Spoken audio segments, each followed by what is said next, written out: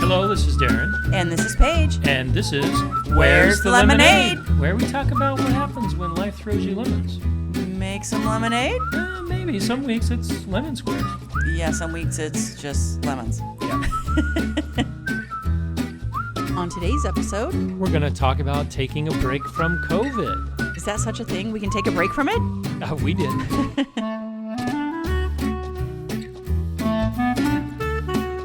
So today we're going to talk about taking a break from COVID, but we really didn't take a break from it. We just kind of pretended it wasn't there for a week. Yes, there is really no taking a break from COVID because that'd be nice. Like Yeah, put a it would pause on it for like the next 50 years. But yeah, we just decided to get away in a responsible way. Yeah, Right. so we actually left California for the first time since the quarantine started, since COVID really kicked off. Yep, since March 13th, I believe. And we self-isolated in the mountains in southern Utah. We did. Actually, I guess we haven't left California since February, right? Because the last time you traveled, because you didn't travel for those first 2 weeks in March. No, I didn't. So we haven't been out of the state of California. Anyway, but yes, we decided to go to your family's cabin in Bryan Head, and just chill. Yeah, thanks, Mom and Dad, for letting us use the cabin. That was really nice. Oh my goodness, thank you, Grandpa, for building that cabin. It is fabulous and so appreciative that they let us use it. Now, we were very isolated up there. I mean, Bryan Head's a very small community. We really didn't see much of anyone up there. Oh. It's at 10,000 feet, which yeah, is it made me thing kind of itself. sad because we were there last year for the Pulse for Family reunion, and it was hopping. I mean, there's all kinds of things going on because it's actually quite a destination for summer tourists. There's lots of hiking and ATVing and things like that, and it was kind of sad that it was so quiet. Well, and it was nice, though, but because our goal there was to get away from all the bad news that had been going on in the world. Right. And just kind of take a break and relax from work and school and all of our concerns. And they all kind of went away for this week. It did. It was so funny. When I'm at home, by the end of the day, my phone is usually at about 10%. And because, I've been using it, I've been looking at it, and every night when I would go to bed there, my phone would be at like 65, 70%. Well, it's because you never looked at it, which is great. Because even, Rachel and Russell and our grandbabies came, Jake came, most of our family was there. So I wasn't texting anybody, and everybody knew I was on vacation. So my friends weren't texting me. I wasn't doing any, it was nice just to literally take a break from everything. So what this taught us was it really wasn't the destination as much as our attitude of disconnecting. Yes, for sure. For sure. And we didn't have a plan. Like usually when we go on a trip, we've got, and this day we're going to do this and this day we're going to do that. We just were going to chill and see where the wind blew us. And yeah, it was nice. Well, and I think especially in these times where there's so much going on, so much turmoil in the world with COVID and riots and all this stuff, you need a chance to disconnect and to just relax and be grateful for the things that we do have around us that are good. And anyone can do this. You don't have to go to a cabin in the middle of nowhere to do this. You can actually do this in your own home. We're lucky enough that my parents have a cabin that we can use. So thanks again, Mom and Dad. Definitely.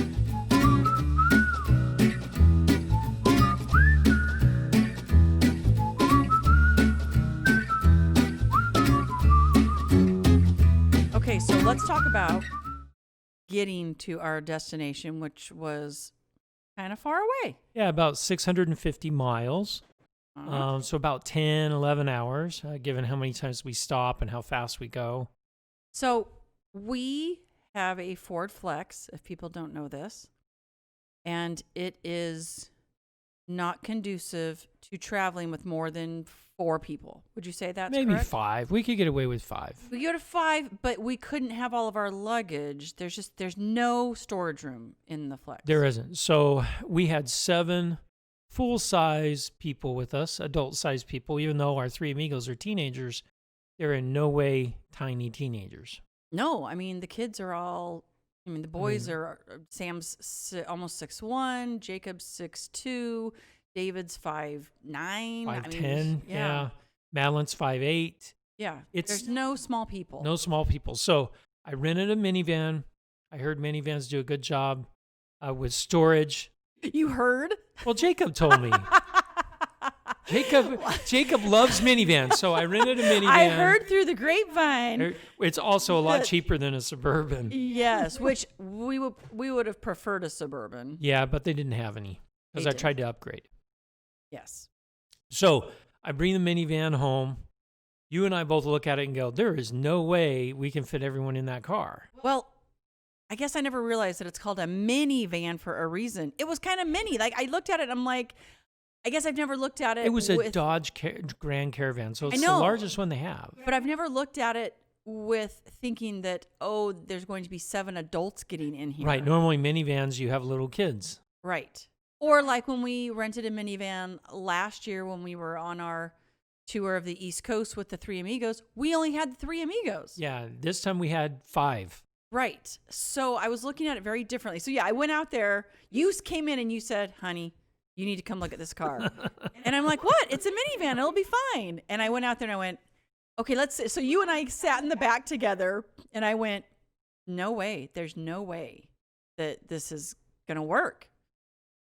But you know, we went in and talked to Jacob and said, Jacob, looks like we're going to have to take another car. So I'll need you to drive at least 1/3 of the time because we have 4 drivers, 3 of which could really drive it. My one daughter, she'd be too cautious. We could use her, but we would be going a lot slower than the rest Yes, we of would. us. No offense. No offense. You know who you are. So, and Jacob said, I really don't want to drive.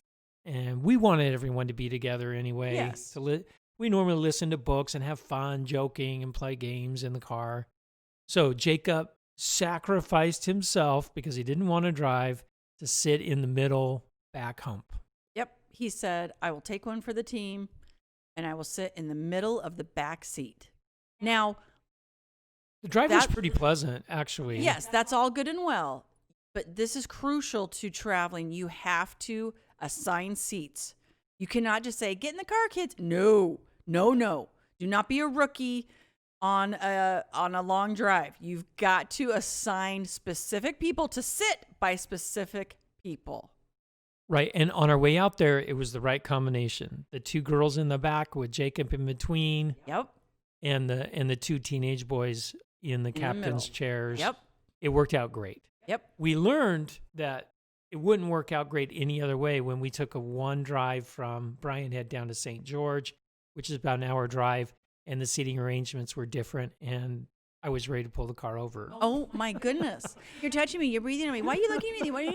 Your feet smell. You know, I was just like, that proverbial, oh, if I hear it one more time, I'm going to pull over and you're going to walk from here. I never said that, but I felt like saying it. Yes, it was. It's crucial to have the right combination. Let's just leave it at that. Yeah, let's leave it at that. If we took that trip again, I'd probably push harder for a Suburban. Yes. But I don't know. The minivan had extra storage that we didn't know about, like under the seats, under the floorboards. It was pretty cool. I know. It was like a clown car. It was like we kept finding storage. It was like, whoa, and here's some more, and here's some more. So let's talk about our trip real quick, our drive out there. It was about 10 hours, 650 miles or so, and there's 4 ways to go. One is through Salt Lake, so across I-80. That adds an extra 120, 150 miles. Yeah, because that's 2.5 more hours.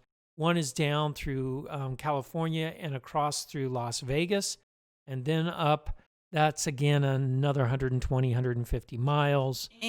Yep. And the other 2 are through the middle of nowhere, Nevada. In fact, there was a sign someone put literally in the middle of nowhere, and it said Nowhere, Nevada, that we drove past. Yep. One of them is on Highway 50, also known as the loneliest highway. And the other one is on Highway 6.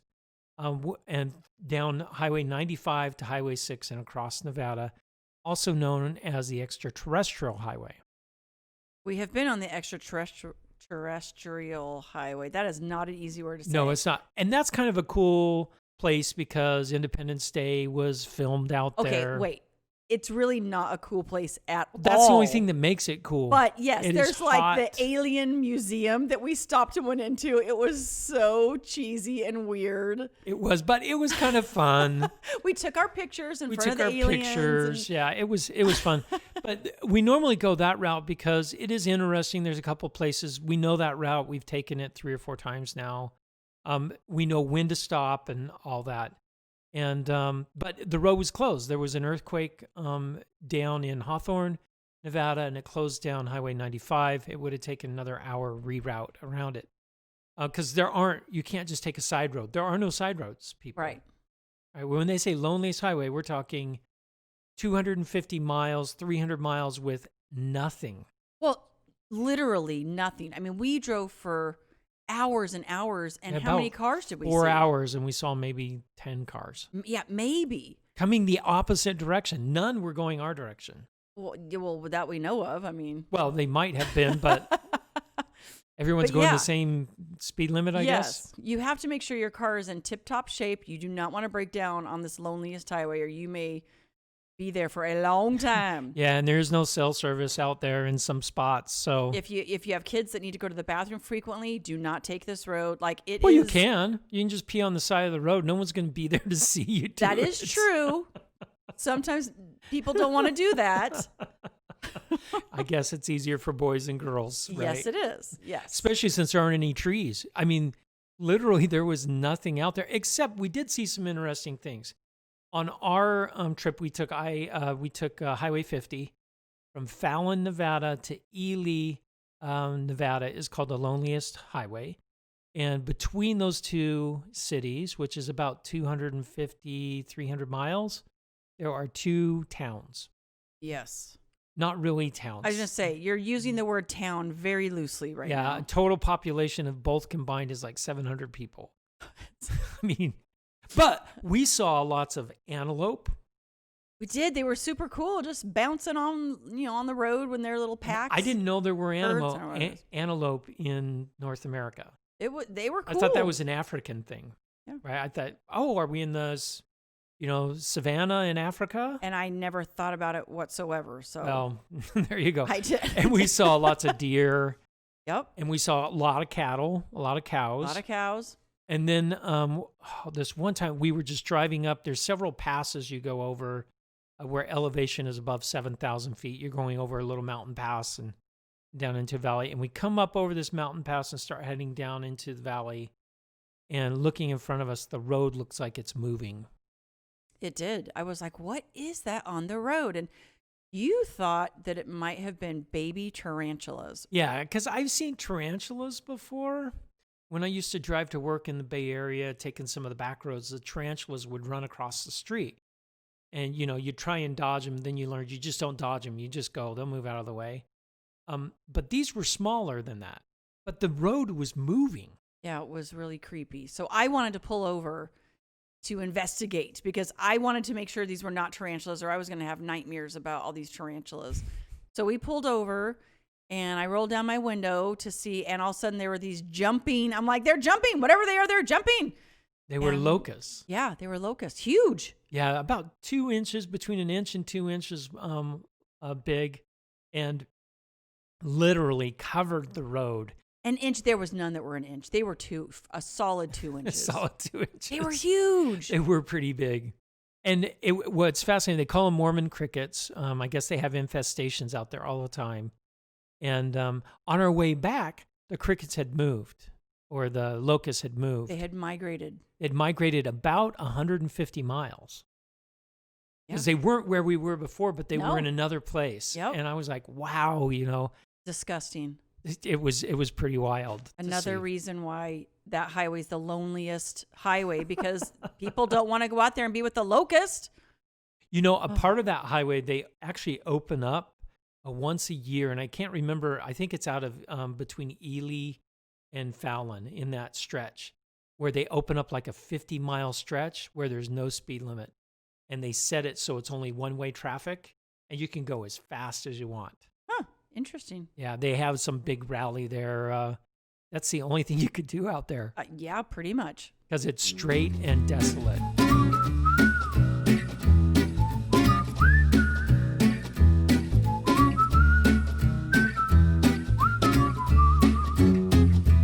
Okay, well, we chose this little break from COVID specifically to a place where we knew there wouldn't be anyone else around. It's a cabin in Bryan Head, Utah that my dad has. And Bryan Head's a very small community, but in the summertime it can get kind of busy with people going up and doing hiking and ATVing, but not this year. It was pretty empty. It was. It kind of made me sad. I feel like another industry, tourism that is taking such a big hit during COVID. And yeah, last year when we were there for your family reunion, there was, all kinds of stuff going on. It was fun. It was fun. And this year it was just so quiet. Which was nice too. That's was what nice we for us, wanted to go for. I felt bad for the people at Bryan Head that are, that's how they make their money. Now, to explain Bryan Head a little bit, it is in the mountains of southern Utah, about an hour north of St. George, and about 30 degrees cooler than St. George. Oh, yes. Oh, a good 30 A degrees good 30 cooler. degrees, because it's at 10,000 feet. Yep. Yeah, 10,000 feet's pretty tough. We had a rough time. We did. We did. Now, this time wasn't nearly as bad as some of the other times, but it takes some getting used to. It does. We had a hard time sleeping because we couldn't breathe. It was so dry, and we had nosebleeds and headaches, and yeah. So some things that helped us get through that. We drank a lot of water. Yep. We had some humidifiers that we ran almost constantly, and Tylenol was your best friend. Yep. Don't buy Tylenol in Bryan Head. Why? Why? Because it's expensive. It's just that little store. Oh yeah, and we the were little general store. Yeah, the general store. So we went down into the neighboring towns and got food and medicine as we needed. That's funny. But in the past, our granddaughter came up for the first time when she was about 1 year old, and she had a really rough time with altitude sickness. She was throwing up and so sick. It was so sad. But yeah, they were fine this time. It didn't seem to affect them one bit. Yeah, just us. In fact, the first part of the vacation, our grandbabies were with us. Yep. So for the first 4 days, which made it really enjoyable. Nothing like having a 4-year-old granddaughter tell you what to do all the time. I know. Play with me, Grandpa. Go down the slide with me, Grandpa. Hang upside down on the jungle gym with me, Grandpa. Yep. Watch me, Grandpa. Watch me. The hanging upside down or doing flips on the jungle gym did not happen. Yeah, she wanted both of us to do that, and we couldn't even get our legs up to the bar. Like, it was pathetic. I'll blame the altitude. Okay, let's do that. Let's do that. We'll blame the altitude on Yes, let's blame that. But no, it was so much fun. We just relaxed. We took hikes. Well, and we didn't have a plan. We didn't have a plan. We just kind of woke up and went, "Hey, we should do this today." And and so yeah, we took a nice little hike when the grandbabies were there at, what was it called? Alpine Pond. Alpine Pond at Cedar Breaks. Mm-hmm. This is a great hike. The starting elevation is 10,500 feet, and you just do a loop and you come back. It's only about 200 feet in elevation change through the whole hike. And our 4-year-old granddaughter handled it just fine. It's 2 miles. Yep. We had a lot of fun overlooking beautiful canyons because you're along the ridge of the canyon, and partial shade. I'd say half the time we were in shade by some forests that we walked through. So it was really cool. It's a great beginner hike. It's a great family hike. Not strenuous at all. So it was good. It was good to have little kids with us on that hike. Right. And the following day, the grandbabies went home, I guess later that night or the next day. But the next hike we went on, we said, all right, let's try a different hike at Cedar Breaks, a little more difficult. Because now we just have, who do we have with us? The 3 amigos?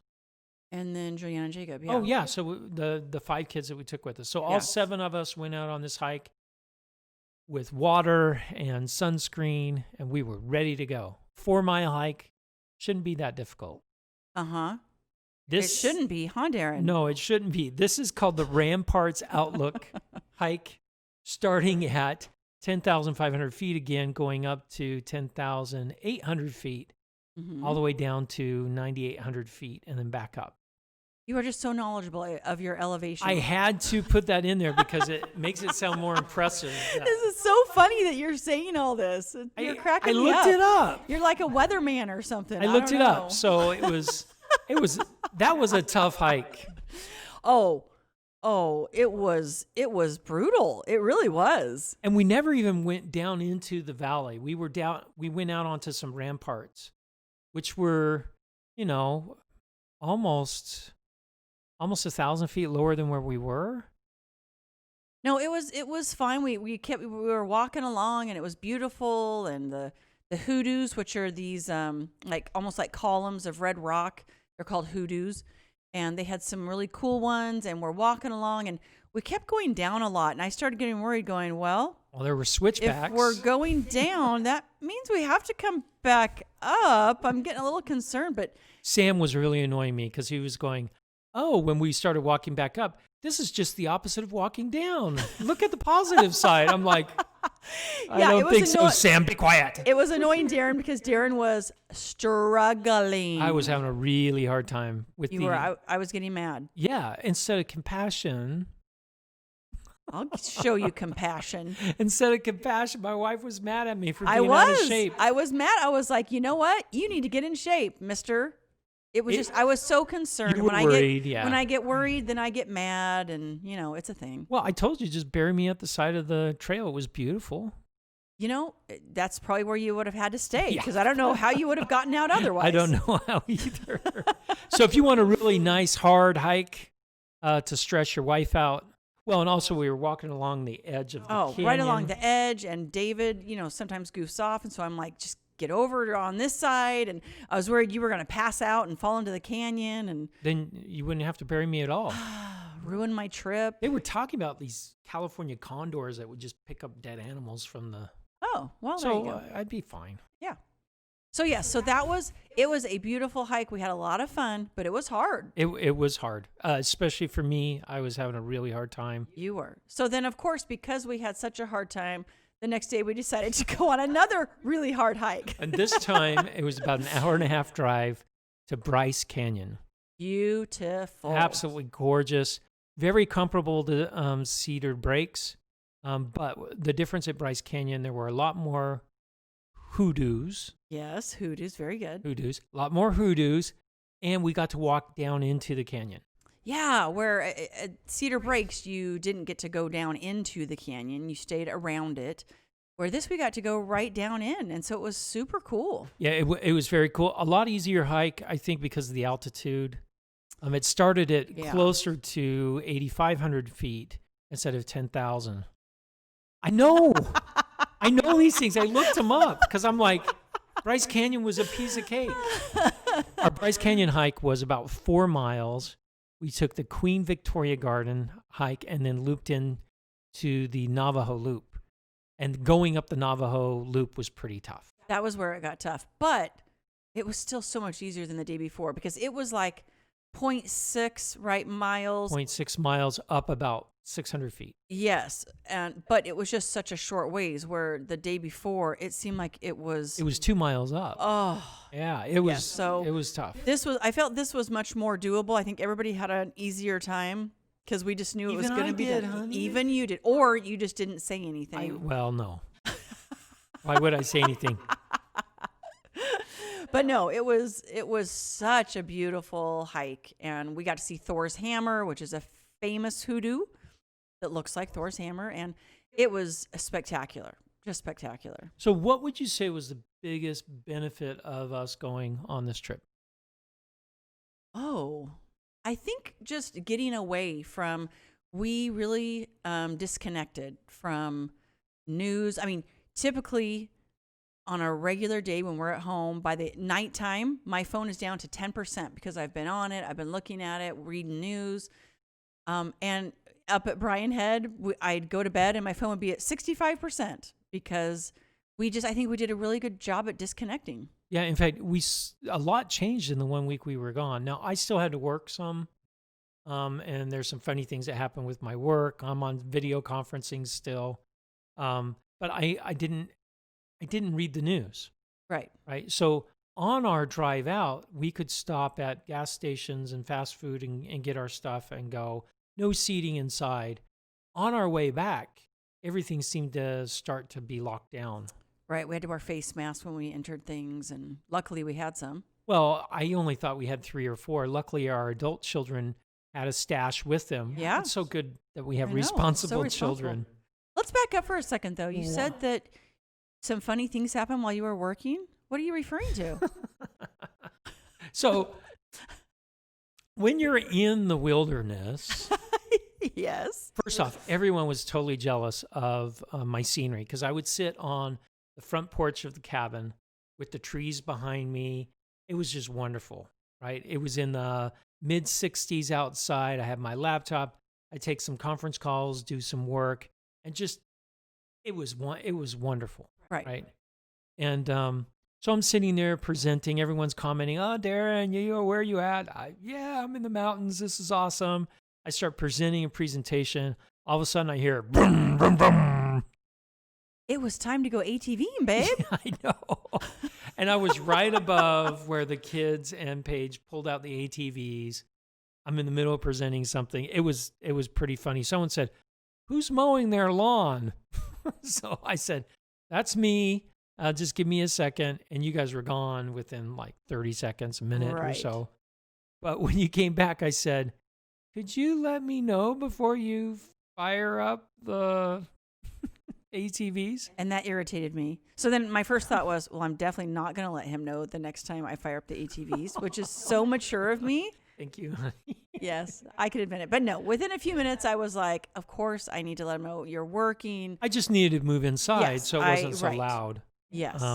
Those kids and my wife, which is one of those kids. So, but it was funny. Everyone kind of laughed about it. But I'm glad we had so much fun on the ATVs. In fact, Jake, it's his new passion. He just wanted to be on the ATVs nonstop. Emma Jane, our grandbaby, who's 4, she wanted to ride an ATV with everyone. And, of course, when we have Emma on the ATV with us, we only go, we go super slow. We stay on the street. And, everybody was like, "Okay, your turn with Emma." Even Jake, would take her for a little ride, but she loved it. Yeah, so we had thank you, Grandpa, for all the ATVs. Grandpa, thank you. It was a lot of fun. I think everyone had a fun time on this trip.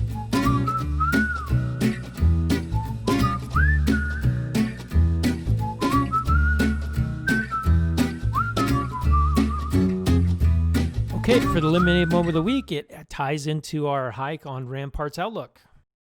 Yes. So the lemons were that Darren, I died on the side of the road. Darren barely made it back from that hike. I made it back. You were struggling. Admit that you were struggling. Yes, I was struggling, but I made it back. You made it back. I said you made it back. I said barely. Barely. But I didn't make it to the car before you got on my case. I don't know that I said anything. You just knew I was going to say something. Maybe you that were was like, it. We got in the car and you said, I know, babe. Okay. When we get home, I know. And I was like, I didn't say anything. Yeah. But you said you were thinking it so loud that I could hear it.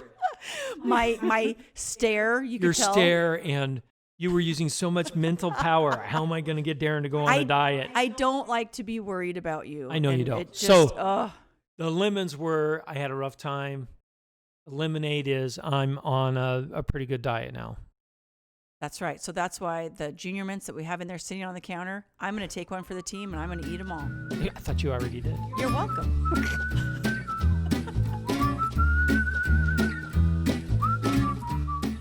If you like today's episode, give us 5 stars on iTunes, Spotify, Google. And head to Facebook and like us. And check out our blog at where'sthelemonade.org, where you can leave questions and comments. But most of all, go out and make some lemonade. You betcha, baby.